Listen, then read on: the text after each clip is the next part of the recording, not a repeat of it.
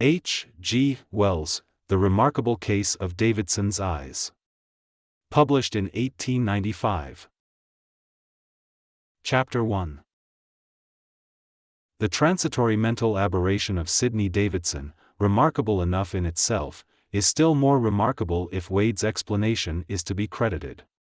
It sets one dreaming of the oddest possibilities of intercommunication in the future, of spending an intercalary 5 minutes on the other side of the world, or being watched in our most secret operations by unsuspected eyes.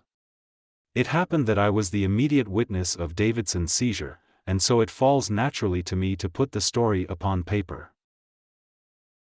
When I say that I was the immediate witness of his seizure, I mean that I was the first on the scene. The thing happened at the Harlow Technical College, just beyond the Highgate Archway. He was alone in the larger laboratory when the thing happened. I was in a smaller room, where the balances are, writing up some notes. The thunderstorm had completely upset my work, of course. It was just after one of the louder peals that I thought I heard some glass smash in the other room. I stopped writing, and turned round to listen. For a moment I heard nothing. The hail was playing the devil's tattoo on the corrugated zinc of the roof. Then came another sound, a smash, no doubt of it this time. Something heavy had been knocked off the bench. I jumped up at once and went and opened the door leading into the big laboratory. I was surprised to hear a queer sort of laugh, and saw Davidson standing unsteadily in the middle of the room, with a dazzled look on his face. My first impression was that he was drunk. He did not notice me. He was clawing out at something invisible a yard in front of his face. He put out his hand, slowly, rather hesitatingly, and then clutched nothing. "What's come to it?" he said. He held up his hands to his face, fingers spread out. "Great Scott!" he said. "The thing happened 3 or 4 years ago, when everyone swore by that personage." Then he began raising his feet clumsily, as though he had expected to find them glued to the floor.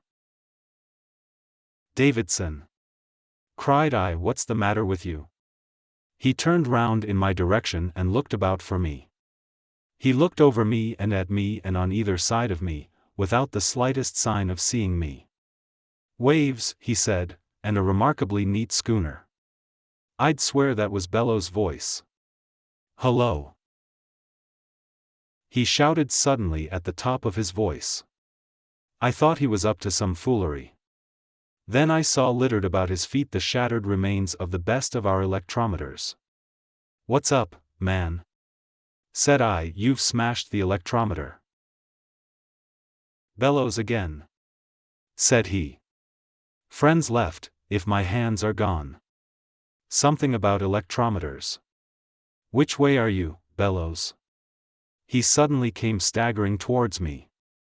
"The damned stuff cuts like butter," he said. He walked straight into the bench and recoiled. "None so buttery that," he said, and stood swaying. I felt scared. "Davidson," said I, "what on earth's come over you?" He looked round him in every direction. I could swear that was Bellows. "Why don't you show yourself like a man, Bellows?" It occurred to me that he must be suddenly struck blind. I walked round the table and laid my hand upon his arm. I never saw a man more startled in my life. He jumped away from me, and came round into an attitude of self-defense, his face fairly distorted with terror. "Good God!" he cried. "What was that?" "It's I, Bellows. Confound it, Davidson." He jumped when I answered him and stared, how can I express it, right through me. He began talking, not to me, but to himself. Here in broad daylight on a clear beach. Not a place to hide in. He looked about him wildly. "Here. I'm off." He suddenly turned and ran headlong into the big electromagnet, so violently that, as we found afterwards, he bruised his shoulder and jawbone cruelly. At that he stepped back a pace, and cried out with almost a whimper, "What, in heaven's name, has come over me?" He stood, blanched with terror and trembling violently, with his right arm clutching his left, where that had collided with the magnet. By that time I was excited and fairly scared. "Davidson," said I, "don't be afraid." He was startled at my voice, but not so excessively as before. I repeated my words in as clear and as firm a tone as I could assume. "Bellows," he said, "is that you? Can't you see it's me?" He laughed. "I can't even see it's myself." "Where the devil are we?" "Here," said I, "in the laboratory." "The laboratory," he answered in a puzzled tone, and put his hand to his forehead. "I was in the laboratory, till that flash came, but I'm hanged if I'm there now." "What ship is that?" "There's no ship," said I. "Do be sensible, old chap." "No ship," he repeated, and seemed to forget my denial forthwith. "I suppose," said he slowly, "we're both dead. But the rummy part is I feel just as though I still had a body. Don't get used to it all at once, I suppose. The old shop was struck by lightning, I suppose. Jolly quick thing, Bellows, eh? Don't talk nonsense. You're very much alive. You are in the laboratory, blundering about. You've just smashed a new electrometer. I don't envy you when Boyce arrives." He stared away from me towards the diagrams of cryohydrates. "I must be deaf," said he. "They've fired a gun, for there goes the puff of smoke, and I never heard a sound." I put my hand on his arm again, and this time he was less alarmed. "We seem to have a sort of invisible bodies," said he. "By Jove! There's a boat coming round the headland. It's very much like the old life after all, in a different climate." I shook his arm. "Davidson," I cried, "wake up." Chapter 2. It was just then that Boyce came in. So soon as he spoke, Davidson exclaimed, "Old Boyce. Dead too. What a lark." I hastened to explain that Davidson was in a kind of somnambulistic trance. Boyce was interested at once. We both did all we could to rouse the fellow out of his extraordinary state. He answered our questions, and asked us some of his own, but his attention seemed distracted by his hallucination about a beach and a ship. He kept interpolating observations concerning some boat and the davits, and sails filling with the wind. It made one feel queer, in the dusky laboratory, to hear him saying such things. He was blind and helpless. We had to walk him down the passage, one at each elbow, to Boyce's private room, and while Boyce talked to him there, and humored him about this ship idea, I went along the corridor and asked old Wade to come and look at him. The voice of our dean sobered him a little, but not very much. He asked where his hands were, and why he had to walk about up to his waist in the ground. Wade thought over him a long time, you know how he knits his brows, and then made him feel the couch, guiding his hands to it. "That's a couch," said Wade. "The couch in the private room of Professor Boyce. Horsehair stuffing." Davidson felt about, and puzzled over it, and answered presently that he could feel it all right, but he couldn't see it. "What do you see?" asked Wade. Davidson said he could see nothing but a lot of sand and broken-up shells. Wade gave him some other things to feel, telling him what they were, and watching him keenly. "The ship is almost hull down," said Davidson presently, apropos of nothing. "Never mind the ship," said Wade. "Listen to me, Davidson. Do you know what hallucination means?" "Rather," said Davidson. "Well, everything you see is hallucinatory." "Bishop Berkeley," said Davidson. "Don't mistake me," said Wade. "You are alive and in this room of Boyce's. But something has happened to your eyes. You cannot see, you can feel and hear, but not see. Do you follow me? It seems to me that I see too much. Davidson rubbed his knuckles into his eyes. "Well," he said. "That's all. Don't let it perplex you. Bellows here and I will take you home in a cab." "Wait a bit," Davidson thought. "Help me to sit down," said he presently, "and now, I'm sorry to trouble you, but will you tell me all that over again?" Wade repeated it very patiently. Davidson shut his eyes, and pressed his hands upon his forehead. "Yes," said he. "It's quite right. Now my eyes are shut I know you're right. That's you, Bellows, sitting by me on the couch. I'm in England again. And we're in the dark." Then he opened his eyes. "And there," said he, "is the sun just rising, and the yards of the ship, and a tumbled sea, and a couple of birds flying. I never saw anything so real. And I'm sitting up to my neck in a bank of sand." He bent forward and covered his face with his hands. Then he opened his eyes again. "Dark sea and sunrise. And yet I'm sitting on a sofa in old Boyce's room. God help me." Chapter 3. That was the beginning. For 3 weeks this strange affection of Davidson's eyes continued unabated. It was far worse than being blind. He was absolutely helpless, and had to be fed like a newly hatched bird, and led about and undressed. If he attempted to move, he fell over things or struck himself against walls or doors. After a day or so he got used to hearing our voices without seeing us, and willingly admitted he was at home, and that Wade was right in what he told him. My sister, to whom he was engaged, insisted on coming to see him, and would sit for hours every day while he talked about this beach of his. Holding her hand seemed to comfort him immensely. He explained that when we left the college and drove home, he lived in Hampstead Village. It appeared to him as if we drove right through a sandhill. It was perfectly black until he emerged again, and through rocks and trees and solid obstacles, and when he was taken to his own room it made him giddy and almost frantic with the fear of falling, because going upstairs seemed to lift him 30 or 40 feet above the rocks of his imaginary island. He kept saying he should smash all the eggs. The end was that he had to be taken down into his father's consulting room and laid upon a couch that stood there. He described the island as being a bleak kind of place on the whole, with very little vegetation, except some peaty stuff, and a lot of bare rock. There were multitudes of penguins, and they made the rocks white and disagreeable to see. The sea was often rough, and once there was a thunderstorm, and he lay and shouted at the silent flashes.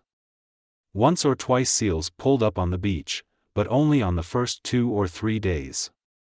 He said it was very funny the way in which the penguins used to waddle right through him, and how he seemed to lie among them without disturbing them. I remember one odd thing, and that was when he wanted very badly to smoke. We put a pipe in his hands, he almost poked his eye out with it, and lit it. But he couldn't taste anything.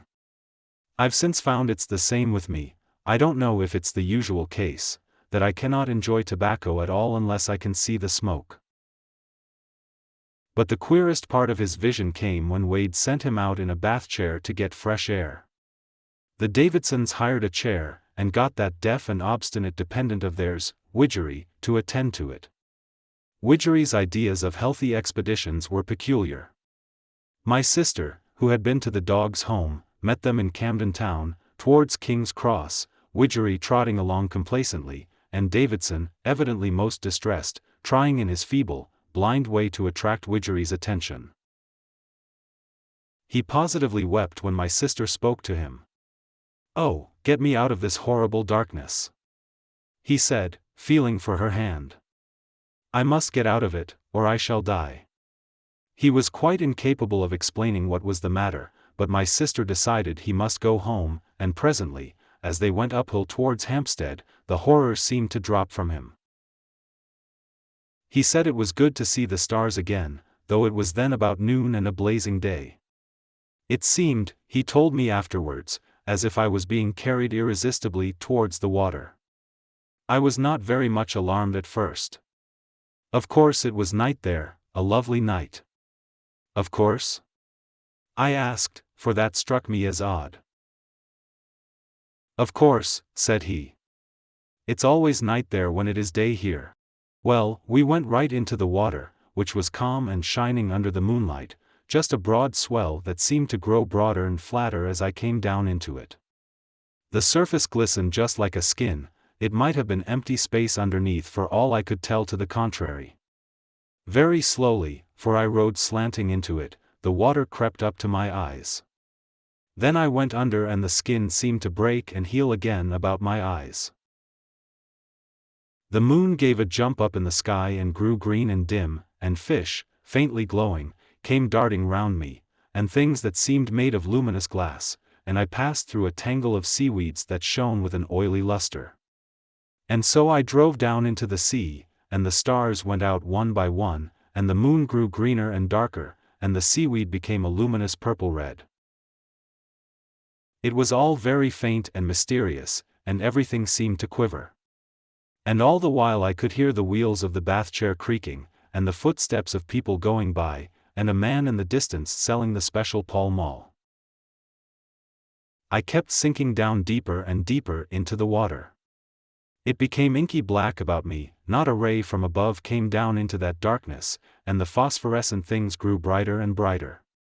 The snaky branches of the deeper weeds flickered like the flames of spirit lamps, but, after a time, there were no more weeds. The fishes came staring and gaping towards me, and into me and through me. I never imagined such fishes before. They had lines of fire along the sides of them as though they had been outlined with a luminous pencil. And there was a ghastly thing swimming backwards with a lot of twining arms. And then I saw, coming very slowly towards me through the gloom, a hazy mass of light that resolved itself as it drew nearer into multitudes of fishes, struggling and darting round something that drifted. I drove on straight towards it, and presently I saw in the midst of the tumult, and by the light of the fish, a bit of splintered spar looming over me, and a dark hull tilting over, and some glowing phosphorescent forms that were shaken and writhed as the fish bit at them. Then it was I began to try to attract Widgery's attention. A horror came upon me. Ugh! I should have driven right into those half-eaten things. If your sister had not come.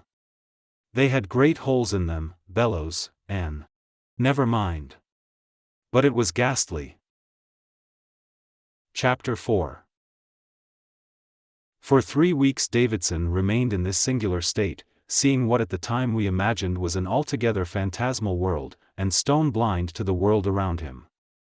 Then, one Tuesday, when I called I met old Davidson in the passage.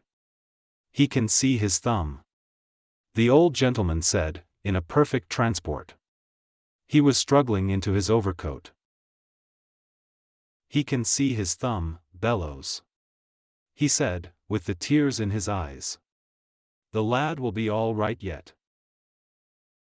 I rushed into Davidson. He was holding up a little book before his face, and looking at it and laughing in a weak kind of way. It's amazing, said he. There's a kind of patch come there. He pointed with his finger. I'm on the rocks as usual, and the penguins are staggering and flapping about as usual, and there's been a whale showing every now and then, but it's got too dark now to make him out. But put something there, and I see it, I do see it. It's very dim and broken in places, but I see it all the same, like a faint specter of itself. I found it out this morning while they were dressing me. It's like a hole in this infernal phantom world. Just put your hand by mine. No, not there. Ah. Yes. I see it. The base of your thumb and a bit of cuff. It looks like the ghost of a bit of your hand sticking out of the darkling sky. Just by it there's a group of stars like a cross coming out. From that time Davidson began to mend. His account of the change, like his account of the vision, was oddly convincing. Over patches of his field of vision, the phantom world grew fainter, grew transparent, as it were, and through these translucent gaps he began to see dimly the real world about him.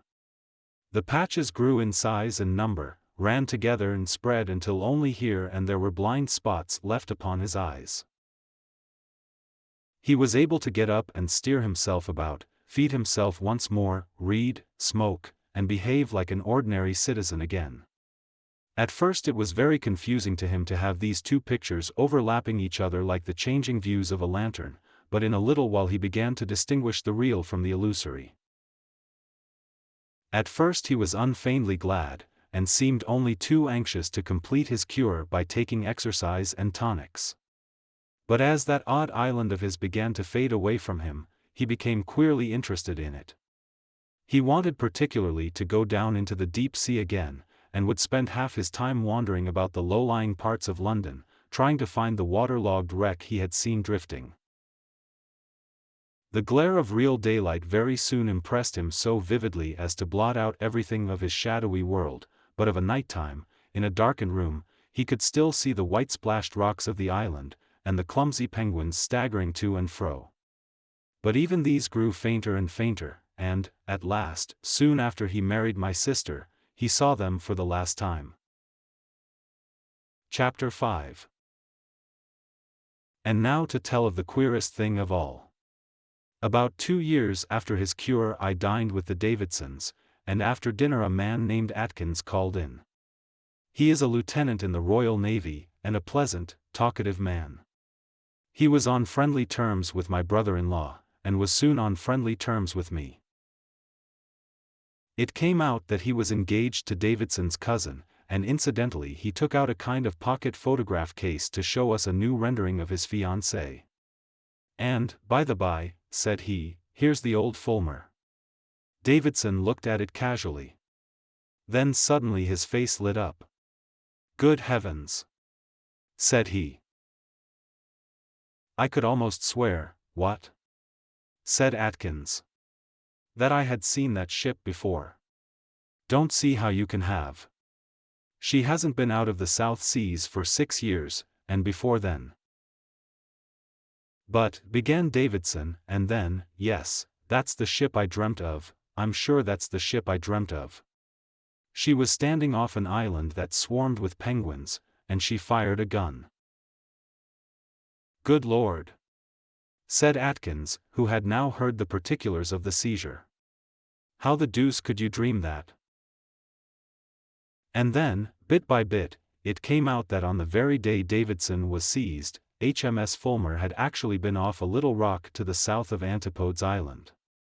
A boat had landed overnight to get penguins' eggs, had been delayed, and a thunderstorm drifting up, the boat's crew had waited until the morning before rejoining the ship. Atkins had been one of them, and he corroborated, word for word, the descriptions Davidson had given of the island and the boat. There is not the slightest doubt in any of our minds that Davidson has really seen the place. In some unaccountable way, while he moved hither and thither in London, his sight moved hither and thither in a manner that corresponded, about this distant island. How is absolutely a mystery. That completes the remarkable story of Davidson's eyes. It's perhaps the best authenticated case in existence of real vision at a distance. Explanation there is none forthcoming, except what Professor Wade has thrown out. But his explanation invokes the fourth dimension, and a dissertation on theoretical kinds of space. To talk of there being a kink in space seems mere nonsense to me. It may be because I am no mathematician. When I said that nothing would alter the fact that the place is 8,000 miles away, he answered that 2 points might be a yard away on a sheet of paper, and yet be brought together by bending the paper round. The reader may grasp his argument, but I certainly do not. His idea seems to be that Davidson, stooping between the poles of the big electromagnet, had some extraordinary twist given to his retinal elements through the sudden change in the field of force due to the lightning. He thinks, as a consequence of this, that it may be possible to live visually in one part of the world, while one lives bodily in another. He has even made some experiments in support of his views, but, so far, he has simply succeeded in blinding a few dogs. I believe that is the net result of his work, though I have not seen him for some weeks.